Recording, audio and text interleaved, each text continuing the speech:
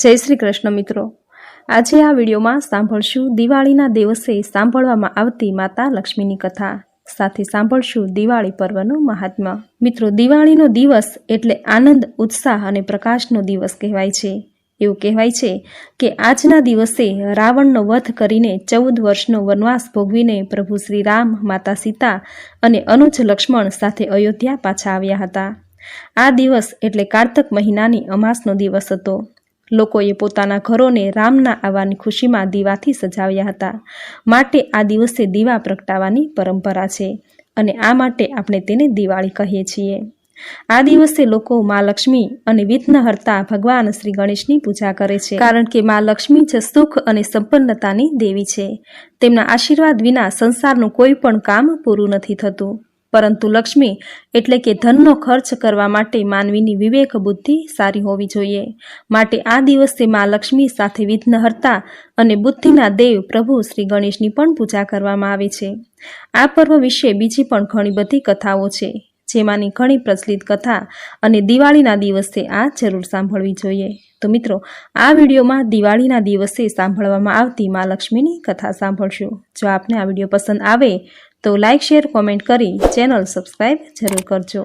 તો મા લક્ષ્મીની કથા શરૂ કરીએ. બોલો ધનની દેવી મા લક્ષ્મીની જય. મહાલક્ષ્મીનો જન્મ સમુદ્ર મંથનના દિવસથી માનવામાં આવે છે. સમુદ્ર મંથન કરવાથી અપ્સરાઓની ઉત્પત્તિઓના બાદ મા લક્ષ્મીજીની ઉત્પત્તિ થઈ હતી. અત્યંત સુંદરતાના કારણે દેવ અને દાનવો બધા જ તેને પ્રાપ્ત કરવાની ઈચ્છા કરવા લાગ્યા. ઇન્દ્ર રાજાએ તેને એક રત્નજડિત આસન આપ્યું. નદીઓએ સોનાના ઘડામાં તેના સ્નાન કરવા માટે પાણી લઈ આવી અને ઋષિઓએ તેનો વિધિપૂર્વક અભિષેક કર્યો. ગંધર્વો વાજિંત્ર વગાડવા લાગ્યા અને અપ્સરાઓ નૃત્ય કરવા લાગી. ગંધર્વો તેમજ અપ્સરાઓનું નૃત્ય જોઈને મેઘરાજાએ તેની ગર્જના તર્જના દ્વારા તેની સંગત કરી. દિશાઓ પૂર્ણ કળશોથી તેને સ્નાન કરાવવા લાગી. સાગરે તેને પીળા રંગના વસ્ત્રો આપ્યા. વરુણ દેવતાએ તેને વૈજંતી માળા આપી અને વિશ્વકર્માએ વિવિધ પ્રકારના આભૂષણોથી તેને વિભૂષિત કરી. આમ આ પ્રકારે આભૂષિત સુશોભિત લક્ષ્મીજીએ સ્વયં કમળની વિજયમાળા લઈને હસતા હસતા ભગવાન વિષ્ણુના ગળામાં નાખી દીધી. અપ્સરાઓએ મંગળ ગીતો ગાયા અને બધા દેવતાઓએ લક્ષ્મીનારાયણની સ્તુતિ કરી. જ્યારે શ્રી કૃષ્ણએ યોગમાયાનો આશ્રય લઈને રાસલીલાનું આયોજન કર્યું, ત્યારે તે સમયે એમના ડાબા અંગમાંથી એક દેવીનો જન્મ થયો, જે અતિશય સુંદર હતી. પરમાત્માની ઈચ્છાથી તે સમયે તેણે 2 સ્વરૂપો ધારણ કર્યા અને આ બંને રૂપો રાધિકાજી તથા મહાલક્ષ્મીજીના છે. દેવરાજ ઇન્દ્રના ઘરમાં સ્વર્ગલક્ષ્મી, પાતાળમાં નાગલક્ષ્મી, રાજગ્રહોમાં રાજલક્ષ્મી, પોતાના અંશ અવતારોના દ્વારા તમામ કુળવતી સ્ત્રીઓમાં ગ્રહલક્ષ્મી, કમળોમાં શ્રીચંદ અને સૂર્યમંડળમાં શોભા. આભૂષણ, રત્ન, ફળ, રાજા રાણી અને વસ્ત્ર, શુભ સ્થાન, દેવી દેવતાઓની પ્રતિમાઓ, મંગળ, કળશ, મણિ, મોતી, માળા, હીરા, દૂધ, ચંદન, વૃક્ષની શાખાઓ વગેરે દિવ્ય પદાર્થોમાં આ શોભારૂપ બિરાજમાન છે. સૌથી પહેલા નારાયણે વૈકુંઠમાં તેની પૂજા કરી. બીજી વાર બ્રહ્માએ તેની પૂજા કરી. ત્રીજી વાર શિવજીએ અને ચોથી વાર સાગર મંથનના સમયે ફરીથી ભગવાન વિષ્ણુએ, પછી મનુ અને પાતાળે, ભાદરવા સુદ આઠમથી માંડીને આસો માસ સુધી બ્રહ્માજીએ તેની પૂજા કરી હતી. બાકીના બીજા દેવતાઓએ ચૈત્ર સુદ અને પોષ સુદ આઠમના દિવસે તેની પૂજા કરી હતી. તેના સિવાય શરદ ઋતુમાં દીપાવલીના દિવસે તેમજ પોષ સંક્રાંતિના દિવસે પણ દેવતાઓની પૂજા કરી. ઇન્દ્ર, મનુ, કેદાર, નળ, નીલ, સબળ, ધ્રુવ, ઉત્તાનપાદ, બલિરાજા, કશ્યપ, દક્ષ પ્રજાપતિ, કદર્મ, પ્રિયવ્રત, ચંદ્ર, કુબેર, વાયુ, યમ, અગ્નિ અને વરુણ એ સર્વ સિદ્ધિ પ્રદાયિની મહાલક્ષ્મીનું ઉપર મુજબ મુખ્ય પદાર્થોમાં પૂજન કરતા હતા.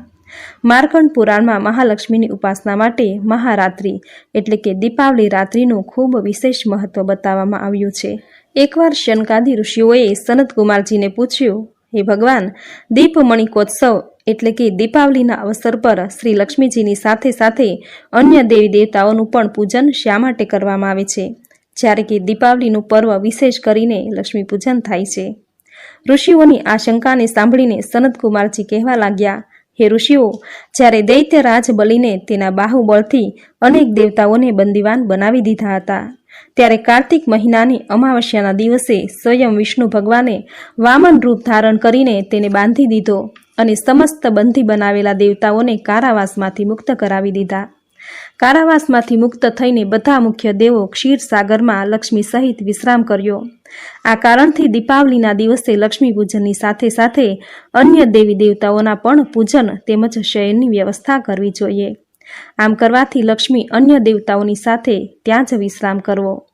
લક્ષ્મીજીનું તથા દેવતાઓના શયન માટે એવી શૈયા બિછાવી જોઈએ કે જેને કોઈ પ્રાણીએ કદી પણ ઉપયોગ ન કર્યો હોય. આ શૈયા ઉપર સુંદર નવીન વસ્ત્ર તેમજ ચાદર બિછાવીને તકિયા રજાઈ વગેરે ગોઠવી દેવું. ત્યાર પછી સુગંધિત કમળ પુષ્પ પણ શૈયા ઉપર પાથરી દો, કેમ કે લક્ષ્મીજીનો વાસ હંમેશા કમળમાં જ રહે છે. હે ઋષિઓ, આ પ્રમાણે વિધિપૂર્વક શ્રદ્ધાથી દેવતાઓ તથા ભગવતી લક્ષ્મીના પૂજનની તે સ્થાયી રૂપથી ત્યાં જ નિવાસ કરે છે. ભગવતી લક્ષ્મીના ભોગ માટે ગાયના દૂધના માવામાં મિશ્રિત લવિંગ, કપૂર તેમજ ઇલાયચી વગેરે સુગંધિત દ્રવ્યો મિલાવીને લાડુ બનાવવા જોઈએ. ઋષિઓએ ફરી પ્રશ્ન કર્યો કે હે ભગવાન, જ્યારે રાજા બલિએ લક્ષ્મીજી તથા દેવતાઓને પોતાના વશમાં કરી લીધા હતા તો પછી લક્ષ્મીજીએ તેનો ત્યાગ ક્યારે કર્યો? સનતકુમારજીએ ઉત્તર આપ્યો કે હે ઋષિગણ, એકવાર દેવરાજ ઇન્દ્રથી ભય પામીને રાજા બલિ ક્યાંક સંતાઈ ગયો. ઇન્દ્ર રાજાએ તેને શોધવાનો ખૂબ પ્રયત્ન કર્યો. ત્યારે તેણે જોયું કે બલિરાજા ગધેડાનું રૂપ લઈને એક ખાલી ઘરમાં પોતાનો સમય પસાર કરી રહ્યો છે. ઇન્દ્ર ત્યાં જઈ પહોંચ્યો અને બલિની સાથે તેની વાતચીત થવા લાગી. બલિએ ઇન્દ્રને તત્વજ્ઞાનનો ઉપદેશ આપતા કાળ સમયની મહત્વ સમજાવી. એમની વચ્ચે જ્યારે આ પ્રમાણેની વાતચીત થઈ રહી હતી ત્યારે તે સમયે દૈત્યરાજ બલિના શરીરમાંથી અત્યંત દિવ્ય રૂપ એક સ્ત્રી બહાર નીકળી. તેને જોઈને ઇન્દ્ર રાજાએ તેને પૂછ્યું કે હે દૈત્યરાજ, તમારા શરીરમાંથી નીકળનારી આ સ્ત્રી કોણ છે? આભાયુક્ત સ્ત્રી દેવી છે કે પછી આસુરી માયા કે માનવી છે? ત્યારે બલિ રાજાએ તેને ઉત્તર આપ્યો કે હે રાજન, આ મના તો દેવી છે કે ના આસુરી માયા કે માનવી? જો તારે તેના સંબંધમાં વધુ જાણવાની ઉત્કંઠા હોય તો પછી તેને જ તું પૂછી લે. આ સાંભળીને ઇન્દ્ર રાજાએ બે હાથ જોડીને તેને પૂછ્યું કે હે દેવી, તમે કોણ છો અને દૈત્યરાજનો પરિત્યાગ કરીને મારા તરફ શા માટે આગળ વધી રહ્યા છો? ત્યારે હસીને શક્તિ સ્વરૂપા સ્ત્રી બોલી, હે દેવેન્દ્ર, મને ના તો દૈત્યરાજ પ્રહલાદના પુત્ર વિરોચન ઓળખે છે અને ના તો તેનો પુત્ર આ બલિ. શાસ્ત્રો વેતા મને દુઃખ, સસા, ભૂતિ અને લક્ષ્મીના નામોથી ઓળખે છે, પરંતુ તું તથા અન્ય દેવગણ મને બરાબર ઓળખતા નથી. ઇન્દ્ર બોલ્યો, હે દેવી, જ્યારે આટલા લાંબા અરસા સુધી તમે દૈત્યરાજના શરીરમાં વાસ કર્યો છે તો પછી તેનામાં તેવો કયો દોષ ઉત્પન્ન થઈ ગયો કે જેથી તમે તેનો પરિત્યાગ કરી રહ્યા છો? તે સાથે તમે આ પણ જણાવવાની કૃપા કરજો કે તમે મારામાં એવો કયો ગુણ જોયો કે જેથી મારા તરફ આગળ વધી રહ્યા છો? લક્ષ્મીજીએ ઉત્તર આપ્યો કે હે રાજન, હું જે સ્થાનમાં નિવાસ કરું છું ત્યાં મને ખુદ વિધાતા પણ નથી હટાવી શકતા, કેમ કે હું હંમેશા સમયના પ્રભાવથી જ એકનો ત્યાગ કરીને બીજાની પાસે જાઉં છું. તે માટે તું બલિનો અનાદર ન કરતા તેનું માન સન્માન કર. ઇન્દ્ર રાજાએ પૂછ્યું, હે દેવી, કૃપા કરીને મને આ જણાવો કે તમે હવે અસુરોની પાસે કેમ રહેવા નથી ઈચ્છતા? લક્ષ્મીજી બોલ્યા કે હું હંમેશા એ જ સ્થાન પર રહી શકું છું જ્યાં સત્ય, દાન, વ્રત, તપ, દયા તથા ધર્મ રહેતા હોય છે. આ સમયે અસુર તે બધાથી વિમુક્ત થઈ ગયા છે. પૂર્વજન્મમાં આ સત્યવાદી જીતેન્દ્રિય તથા બ્રાહ્મણોના હિતેશી હતા, પરંતુ હવે તે બ્રાહ્મણોથી દ્વેષ કરવા લાગ્યા છે. તે સાથે ધર્મની મર્યાદા તોડીને વિભિન્ન પ્રકારના મનમાન્ય આચરણ કરવા લાગ્યા છે. પહેલાં તે ઉપવાસ તથા તપ કરતા હતા, દરરોજ સૂર્યોદયથી પહેલાં જાગી જતા અને યથા સમયે સૂતા હતા, પરંતુ હવે તે બહુ મોડા ઉઠે છે અને મધરાતના બાદ સૂવે છે. પહેલાં આ દિવસમાં શયન કરતા ન હતા. દીન દુખીઓ, અનાથો, વૃદ્ધ, રોગી તથા શક્તિહીનને સતાવતા ન હતા અને અન્ન વગેરેથી તેની સહાયતા કરતા હતા. પહેલાં આ ગુરુજનના આજ્ઞાકારી તથા બધા જ કામ સમયસર કરતા હતા. ઉત્તમ ભોજન બનાવીને પોતે એકલા જ ન હતા ખાતા, બલકે પહેલાં બીજાને કંઈ આપ્યા પછી જ પોતે જમતા હતા. દરેક પ્રાણી માત્રને તેઓ એક સમાન જ ગણતા હતા અને તેમનામાં સૌહાર્દ, ઉત્સાહ, નિરહંકાર, સત્ય, ક્ષમા, દયા, દાન, તપ તેમજ વાણીમાં સરળતા વગેરે તમામ ગુણો મોજૂદ હતા. તે મિત્રોની સાથે પ્રેમથી વ્યવહાર કરતા હતા. પરંતુ હવે તેમનામાં ક્રોધની માત્રા વધી ગઈ છે અને આળસ, નિદ્રા, અપસંદા, અસંતોષ, કામુકતા તથા વિવેકહીનતા વગેરે દુર્ગુણોની એકતા વધી ગઈ છે. હવે તેમની બધી વાતો નિયમ વિરુદ્ધ જ થવા લાગી છે. વૃદ્ધ વડીલોનું સન્માન તેમજ આજ્ઞા પાલન નહીં કરતા તેમનો અનાદર કરે છે તથા ગુરુજીના આવતા ઊભા થઈને તેને માન નથી આપતા. સંતાનોનું સારી રીતે શાસ્ત્રોક્ત વિધિપૂર્વક પાલન પોષણ નથી કરતા. આ બધા કારણોથી તેમના શરીર તથા ચહેરાનો કાંતિ ક્ષીણ થઈ રહી છે.